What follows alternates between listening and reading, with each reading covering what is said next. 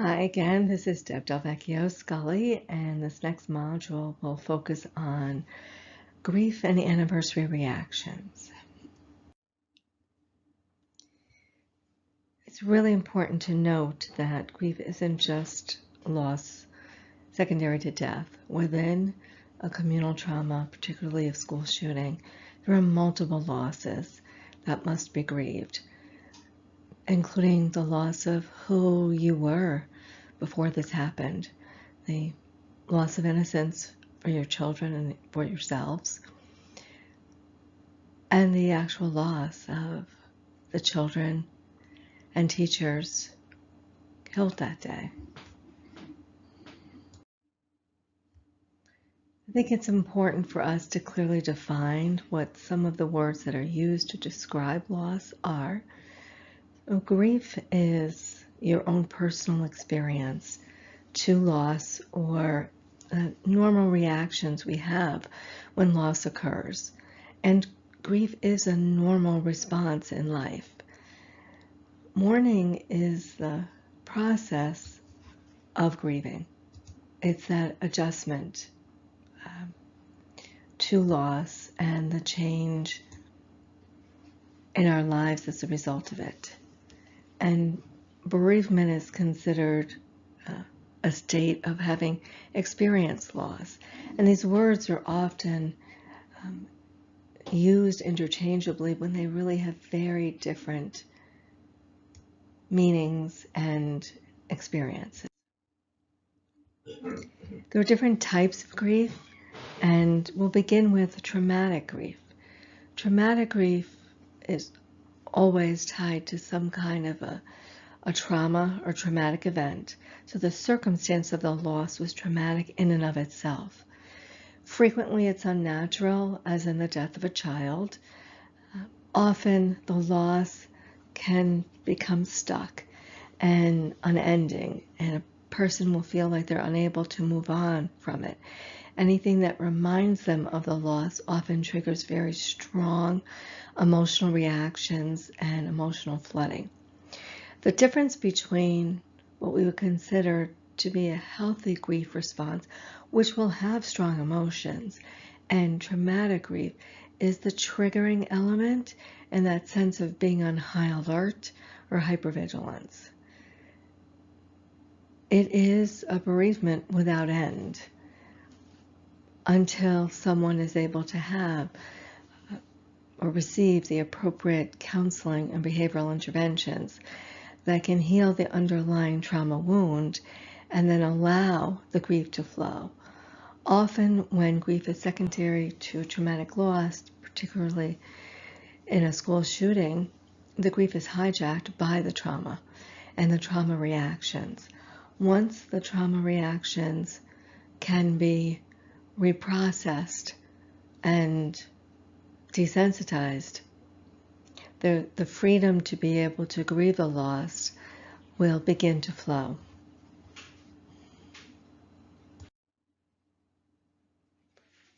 Traumatic grief is triggered, meaning you will see something, hear something, something seems familiar in a way, and you are re-experiencing it.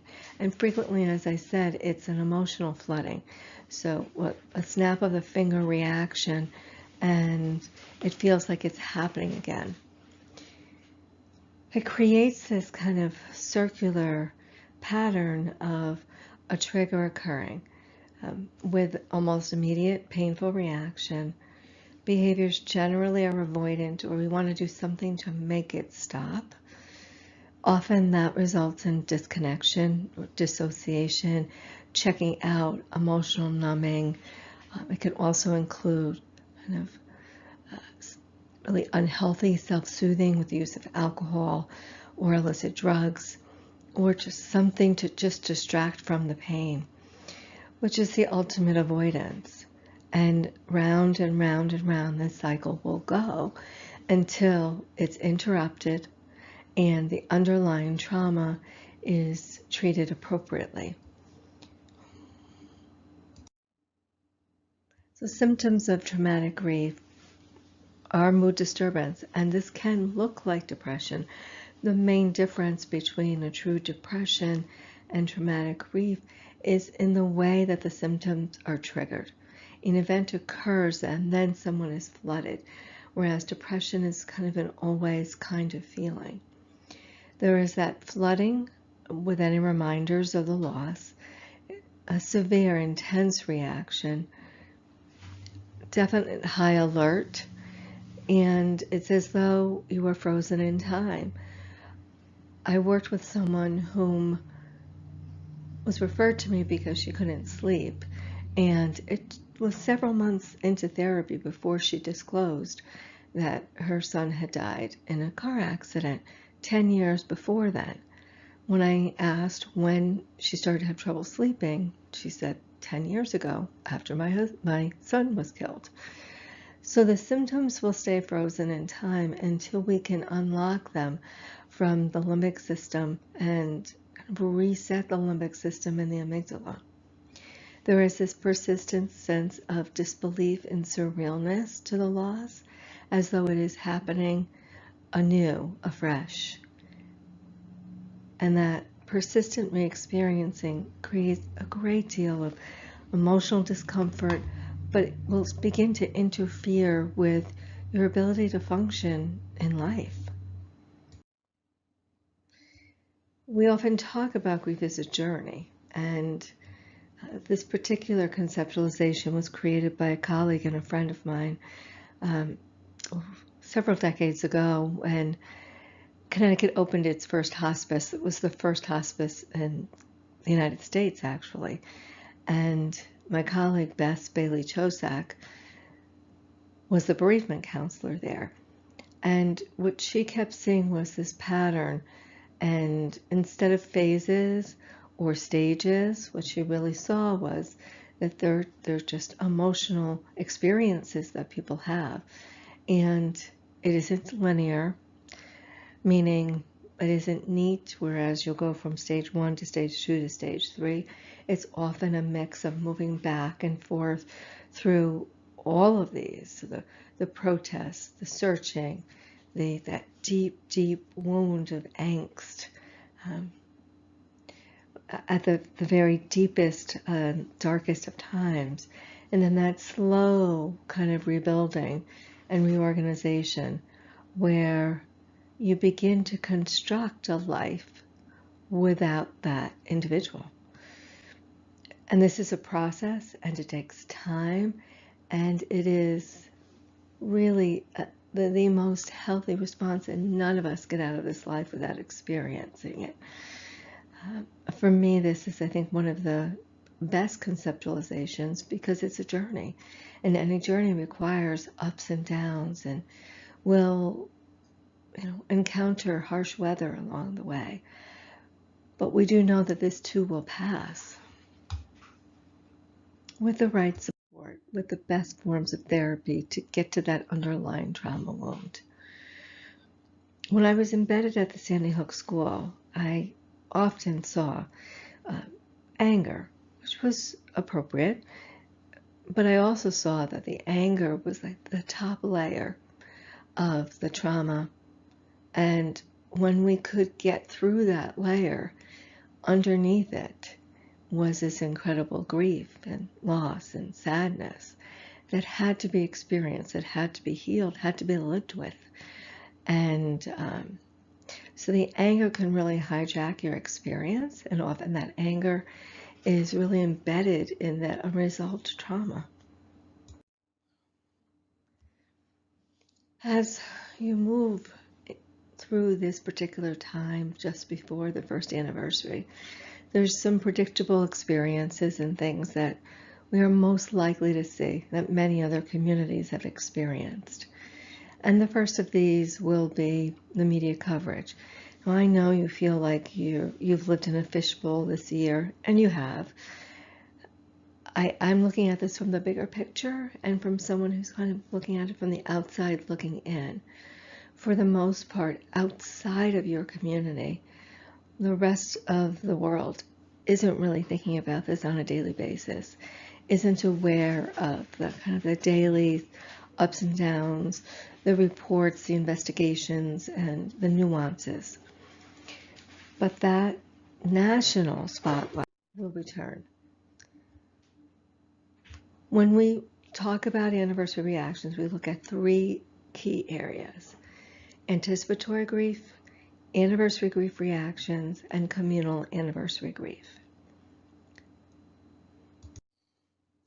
With anniversary reactions, we often will say all that is unresolved, unhealed, resurfaces. With that comes a recurrence of symptoms, of sadness, of loss, of grief,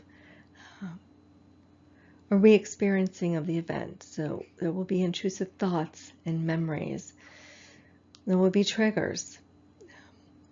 Often we see both children and adults can display regressive behaviors.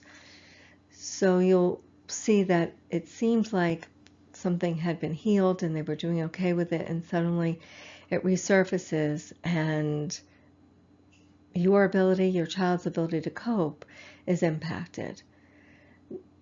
Recurrence of physical symptoms. With children, they display their emotions with physical symptoms. So if somebody complains of a headache or a stomach ache on a consistent basis, it's their way of expressing anxiety and fear and hypervigilance. Sleep may be disrupted once again, in part because we have to let our guard down to fall asleep.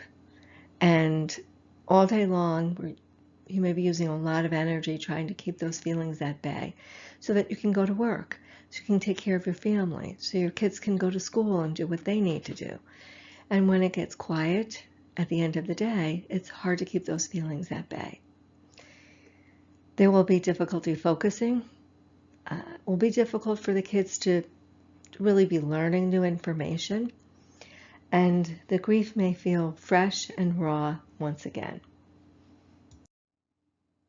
With anticipatory grief, we look at the different ways that it can impact an individual. So cognitively, focus and concentration are decreased. There can be increased forgetfulness, even some helplessness and mindlessness, and intrusive thoughts and memories. So you may see your child sitting there attempting to eat breakfast, but you can see that their mind is away somewhere else, focused on something else. A doing mind that's constantly re-experiencing their trauma cannot learn, cannot focus, cannot concentrate very well. On an emotional level, it is the recurrence of sadness and tearfulness, disbelief, surrealness may recur. The fearfulness and hypervigilance or high alert will likely return. There's a deeper sense of loneliness, a melancholy and bittersweetness, and dissonance. Dissonance is that mixed feelings about a situation. So very sad about the loss of their friends, but also wanting to be reinvested in their here and now life, but haven't quite figured out how to do both at the same time, with a strong sense of apprehension and dread at what the actual anniversary will be like. And unfortunately, no one can tell you what you'll experience that day. There are some common reactions for anniversaries. Number one, the anticipation is generally far worse than the actuality of whatever the event is. And I'll talk a little bit more about that in a moment. On a behavioral level, you may notice that there's an increased talking about the loss or of memories, an increased emotionality and crying. Some people work more. They become workaholics around this time, as if they can outwork their feelings. That doesn't generally work very well. Others become more reclusive and private, and that may be okay. You're the one who has to decide if this feels good for you, if it feels good for your family. Having increased private time may mean that you're grieving and need that time, but it also may mean that there's some avoidance going on. So that's where you have to be, I think, mindful and looking at what's happening for you as an individual, what's happening for your family, what's happening for your children. There will be an increase in what we call maladaptive behaviors or unhealthy behaviors. Things like alcohol, illicit drugs, food, promiscuity, gambling, overspending, risky behaviors. We saw in Newtown all of this. And as the anniversary approached, you could, incrementally, week by week, feel the intensity build within the community. As the memories that were so painful were harder to keep at bay. And on a somatic or a very visceral level, that bone-weary exhaustion may return, more physical pain, headaches, stomach aches, back pain, neck pain, sleep disruptions, a heaviness in the body, just a heaviness where feels like it takes so much energy to move through your day. A broken-heartedness, that's actually a physical experience, and that may come in the form of palpitations or an irregular heartbeat or chest pain. Now, clearly, you need to have that addressed by a physician, and your child's pediatrician or your own physician can help discern whether this is a physical problem that needs treatment by a medical professional or it's a physical manifestation of the unresolved grief. And as I said, your immune system is bearing a lot of the stress during this time, so it would be likely that you might begin to feel sick as well. So what can you expect? As I said, the anticipation will begin to escalate. And now we're a few weeks past the return to school, and soon you'll be moving into the month of February. The intensity will steadily build. Symptoms will recur or they will worsen. That's kind of on an individual level, but it's also on a communal level. But there will be a level of communal anxiety and high alert. So you'll remember from those early days, you might have been feeling okay. And then you went to the grocery store and you ran into someone else, or you saw the cover of a magazine. These external triggers will make it harder to kind of stay in your own lane, if you will. The media will return. You will be hearing more and more about this anniversary reactions. There will be more information on social media. There will be memorial services or commemoration. And with that, there could be increased conflict among groups that are fractured. And mostly there's the resurfaced grief of everyone on an individual level, on a family level, on a communal level. This is all happening, and you'll find that you're all kind of bouncing off of one another as you try to navigate it. So just one point I will make is intentionally stay off of social media. For those of you who use Facebook, you'll know that every day there's that reminder about your memories from a year ago, 2 years ago, 3 years ago. There will be triggers there, and really encourage you to be mindful in your use of social media. I recommend take the app off of your phone, make it more difficult to access it, and just really limit your exposure there as much as you can. And the same thing for your children. So when we talk about communal grief, there is that core piece that's shown here in the dark blue. That's your primary grief, your primary experience. And that next ring is the vicarious grief. That is your experience as the result of, say, being a parent in the community, maybe also being employed in the community. Maybe you're a teacher at Stoneman Douglas, or a medical provider, or a therapist, or some other role where you are exposed to others' experiences of the trauma on an ongoing basis. That's that's called a vicarious reaction. It's definitely a layer you need to pay attention to. There's the communal loss. So yes, there's that individual piece, there's the vicarious piece, but then as a community, how this event changed you. I know when I was there in Parkland, I went to the farmer's market, which was amazing. It was a wonderful experience. And I was like, well, this is the true Parkland community.